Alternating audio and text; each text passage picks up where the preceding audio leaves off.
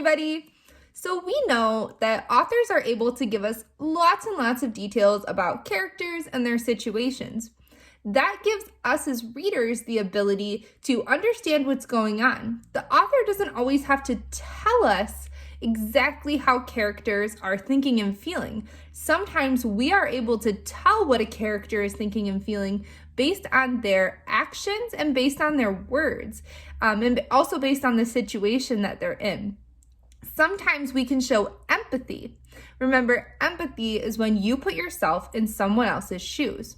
And so when we use our prior knowledge, when we show empathy for our characters, and we think about what they're saying and what they're doing, sometimes we can infer what those characters are thinking and feeling when they're in the middle of a situation, even if the author doesn't specifically tell us.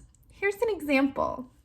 So here's the example I was talking about. I'm going to read, excuse me. You're interrupting me. I'll wait till you're quiet, Ayla. Ayla, sit down, please. I'll wait till you're quiet.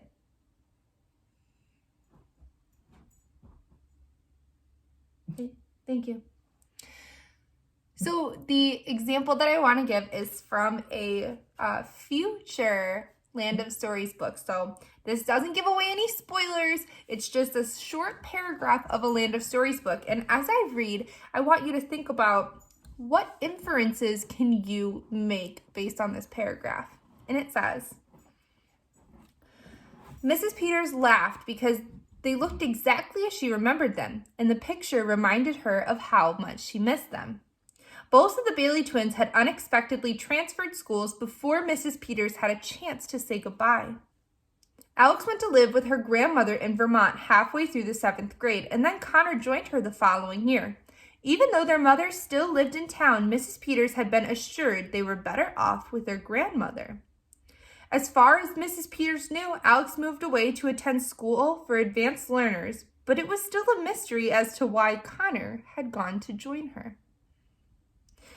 So that's all I'm going to read, but based off that one paragraph, we can probably make a lot of inferences about what happened to Alex and Connor. We already know what happened to their grandmother. We already know that when Alex went to live with her grandmother, she was really living in the Land of Stories. So what inference can we make about Connor based on this paragraph?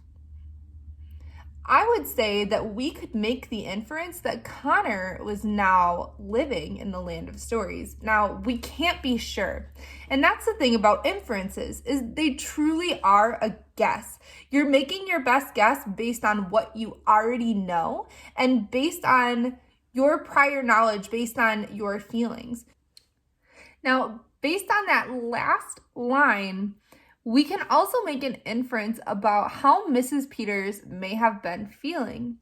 I suspect that she was a little bit suspicious that Connor had now left as well. She thought that it sounded perfectly normal that Alex would go away to this advanced school. But based on her knowledge of Connor, she didn't really think that that sounded like a good fit for him. So I can tell by that last sentence that I read you that Mrs. Peters is probably feeling a little bit suspicious and maybe even worried. Today, you are going to read a passage. This is a true story about a man who was in an accident and was paralyzed from the waist down, and through certain new technology, he was able to walk and stand again. And throughout the passage, you're going to answer questions about the passage, but you're also going to be asked, how do you think the main character was feeling in different times of his accident and his recovery? And so the author of the article doesn't really tell us how this main character was feeling, but what I would like you to do is use empathy, put yourself in his shoes, and use your prior knowledge to Think about what this man might be feeling in the situation that he's in. And feeling doesn't just mean physical pain, it can also be, your thoughts. So, would he be feeling happy or scared or sad or worried? Here's what today's activity looks like.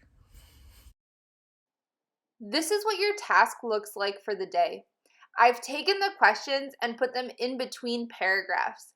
This should make it easier for you to look back in the text. Now, remember, not all questions will have an answer in the text. Sometimes you will have to make an inference about what the main character is thinking or feeling.